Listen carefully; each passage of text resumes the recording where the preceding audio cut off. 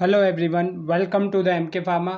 This is Manoj Kumar. Friends, आज हम लोग प्लांट टिश्यू कल्चर पढ़ने वाले हैं, जो कि फार्माकोग्नोसी सब्जेक्ट में एक टॉपिक है। इसमें आज हम लोग देखेंगे कि प्लांट टिश्यू कल्चर होता क्या है, कुछ टर्म्स पढ़ेंगे इंपॉर्टेंट। इसके अलावा प्लांट टिश्यू कल्चर्स के डिफरेंट टाइप्स के बारे में देखेंगे। देन प्रोसीजर देखेंगे कि कौन सा नॉर्मल प्रोसीजर या जर्नल प्रोसीजर फॉलो किया जाता है कल्चरिंग के लिए। एंड ग्रोथ पैटर्न के बारे में थोड़ा सा स्टडी करेंगे। सो फ्रेंड्स, स्टार्ट करते हैं। प्लांट टिश्यू कल्चर एक ऐसा प्रोसेस होता है जिसमें हम एक्स प्लांट की कल्चरिंग करते हैं किसी प्रॉपर न्यूट्रिएंट मीडियम में अंडर असेप्टिक कंडीशन, और वो भी लैब्स में। ठीक है, ताकि हम किसी प्लांट के टिश्यूज या ऑर्गन्स या सेल्स की ग्रोथ करवा सके। ये जो टेक्निक है, ये प्रोडक्ट डेवलपमेंट, मतलब जो हम फार्मास्यूटिकल प्रोडक्ट बना रहे हैं उसकी डेवलपमेंट और में हेल्प करता है, और प्लांट की जो इकोनॉमिक इम्पोर्टेंस थी उसको इम्प्रूव करता है। कुछ टर्म्स देखते हैं इसमें जिससे हमें इस चैप्टर को पढ़ने में और आसानी रहेगी। सबसे पहला आता है एक्स प्लांट। एक्स प्लांट क्या होता है? कोई पार्ट होता है प्लांट की बॉडी से ही, जिसको हम ग्रो करवाने के लिए, कल्चर करवाने के लिए रिमूव करते हैं प्लांट की बॉडी में से, तो उसको हम क्या कहते हैं? एक्स प्लांट कहते हैं। इसके बाद आता है हमारा कैलस। कैलस क्या होता है? एक undifferentiated mass of plant cell, मतलब प्लांट्स की जो सेल्स होती है उनका मास होता है, उसको हम क्या बोलते हैं? कैलस बोलते हैं। जब when the plant cells are cultured in a suitable medium, they divide to form callus। जब हम प्लांट्स की सेल्स को एक पर्टिकुलर मीडियम में, न्यूट्रिएंट मीडियम में ट्रांसफर कर देते हैं, तो वो सेल्स डिवाइड होने लगती हैं और वो एक सेल्स का मास बना लेते हैं, जिसको हम क्या बोलते हैं? कैलस बोलते हैं।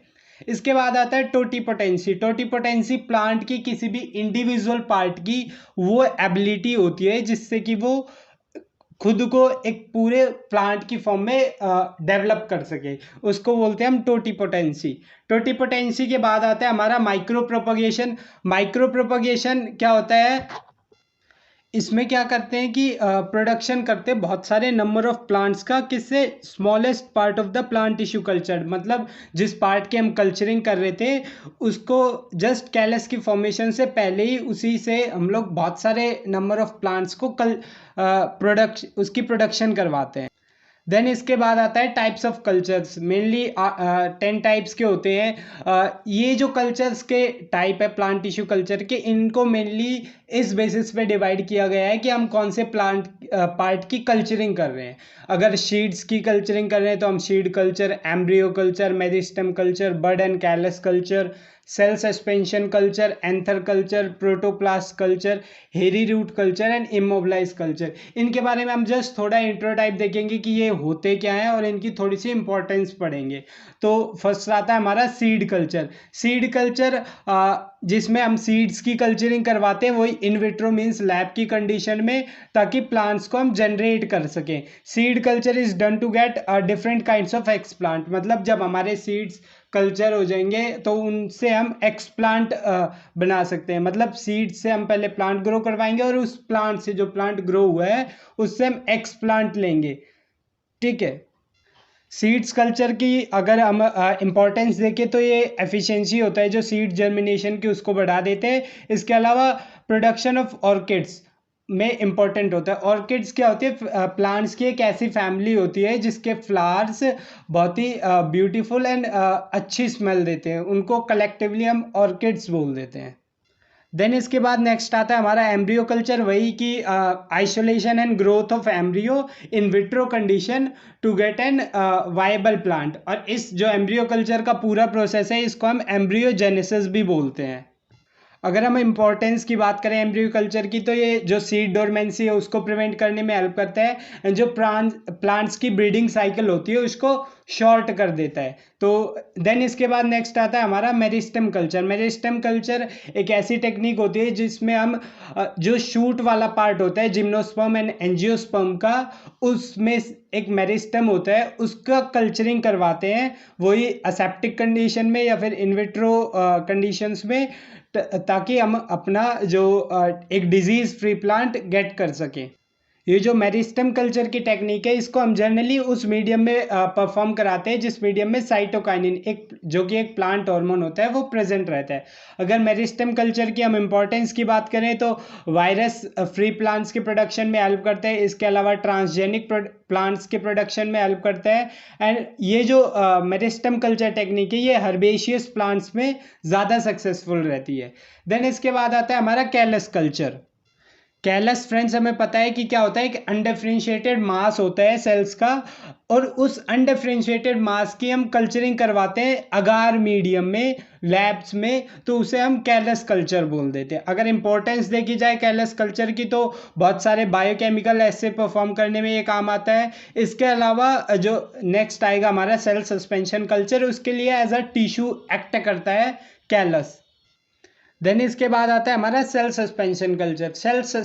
सस्पेंशन आप सबको पता है क्या होता है, एक लिक्विड मीडियम में हमारी ड्रग सस्पेंडेड रहती है, सेम वही चीज़ होता है इसमें भी कि एक हम मीडियम लेंगे, उसमें हमारी जो सेल्स है उनको हम सेपरेट वो इंडिविजुअली प्रेजेंट होंगी उस लिक्विड मीडियम में। इसमें हम अगार यूज़ नहीं करेंगे जो कि हम कैलस कल्चर में यूज़ कर रहे थे, अगार सॉलिडिफाइंग एजेंट एज अ, वो अगार यहाँ पे यूज़ नहीं होगा। यहाँ पे कोई लिक्विड मीडियम होगा और उसमें हमारी जो सेल्स हैं वो इंडिविजुअली प्रेजेंट होंगी, ठीक है। और देन उन सेल्स की हम कल्चरिंग करवाते हैं। ये जो सेल सस्पेंशन कल्चर है वो हमें मेनली सेल्स की मॉर्फोलॉजिकल एंड बायोकेमिकल चेंजेस जो होते हैं सेल में ग्रोथ फेज में, उनको स्टडी करने के काम आता है कि जैसे जैसे सेल्स की ग्रोथ होती है, मीन्स कल्चरिंग के ड्यूरिंग सेल्स ग्रो करते हैं तो उनमें मॉर्फोलॉजिकल एंड बायोकेमिकल चेंजेस क्या क्या आते हैं उनको स्टडी करने में हेल्प करता है हमें cell suspension culture.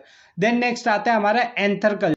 Anther culture हमारा सेम सिंपल सा प्रोसेस है कि हम पॉलन ग्रेन से अपने एंथर को रिमूव करेंगे और उसको एक प्रॉपर न्यूट्रिएंट मीडियम में ग्रो करवाएंगे। जो ये प्रोसेस होता है एंथर कल्चर का, इसको हम एंड्रोजेनेसिस भी बोलते हैं।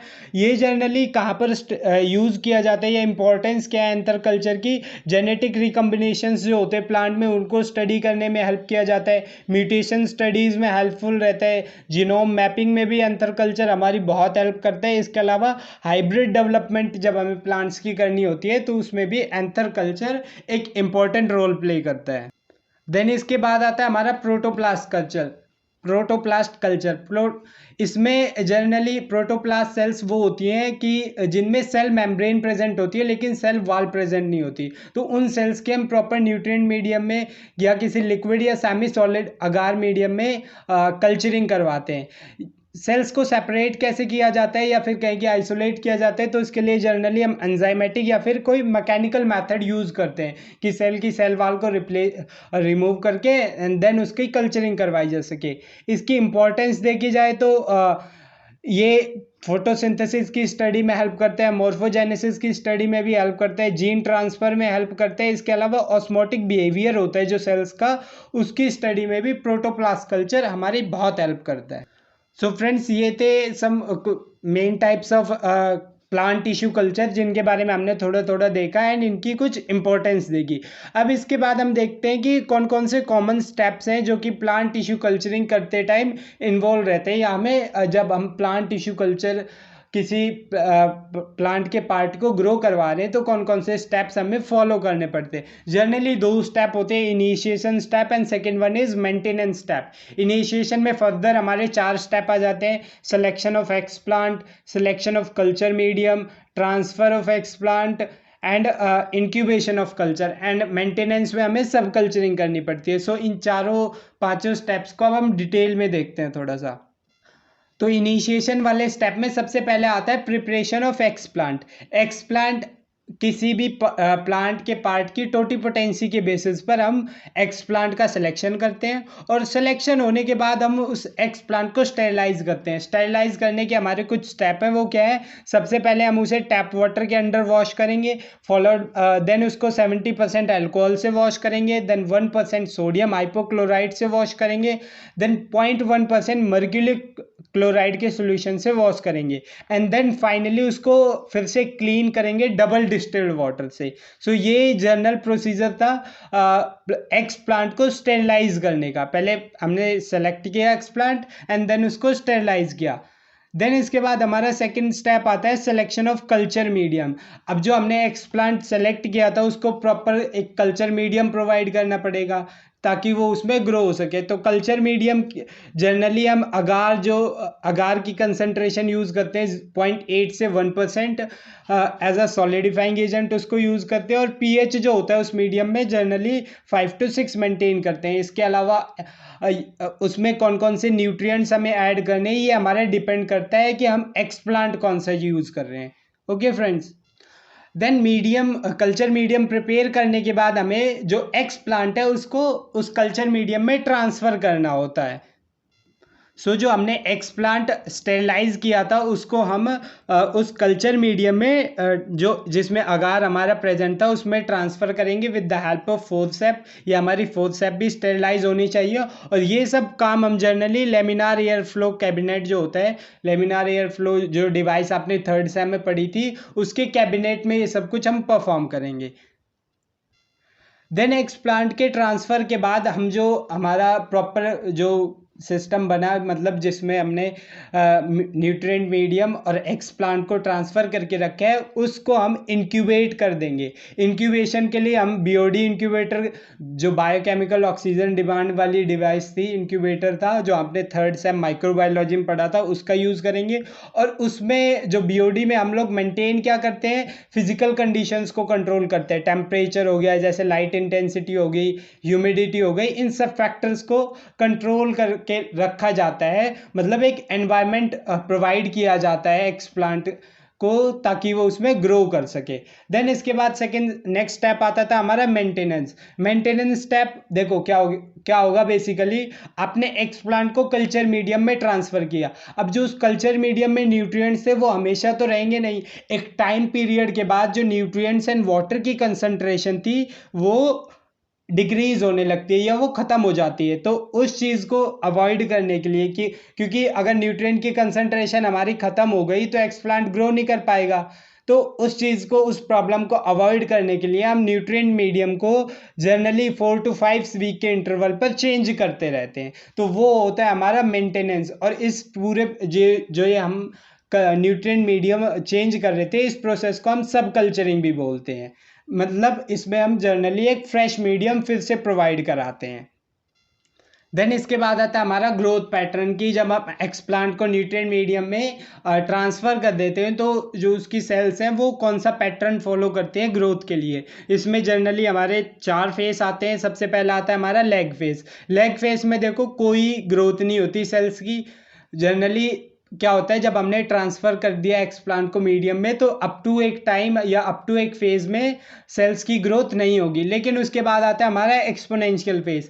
एक्सपोनेंशियल फेज़ में क्या होता है, जो हमारी प्लांट या एक्सप्लांट की सेल्स थी वो रैपिडली ग्रो करती हैं। मतलब growth rate, number of cells बढ़ने लगते हैं विद रिस्पेक्ट टू टाइम। उसके बाद आता है हमारा स्टेशनरी फेज। स्टेशनरी फेज में हमारा जो नंबर ऑफ सेल्स है उनमें ना तो इंक्रीज होता है कोई, ना उनके नंबर में डिक्रीज होता है।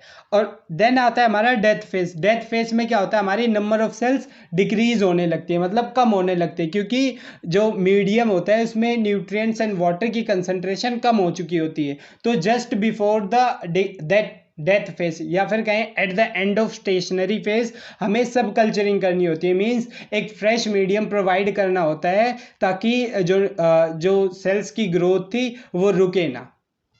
सो फ्रेंड्स, आज की वीडियो में हमने प्लांट टिश्यू कल्चर देखा, उसके टाइप्स देखे, देन हमने जनरल स्टेप्स देखे एंड ग्रोथ पैटर्न देखा। नेक्स्ट वीडियो में हम लोग इसके फर्दर जो नेक्स्ट टॉपिक है इस यूनिट्स के उनको कवर अप करेंगे। सो आप लोग हमारे चैनल को सब्सक्राइब कर लें ताकि रेगुलर वीडियोज़ का नोटिफिकेशन आपको मिलता रहे। Thank you guys.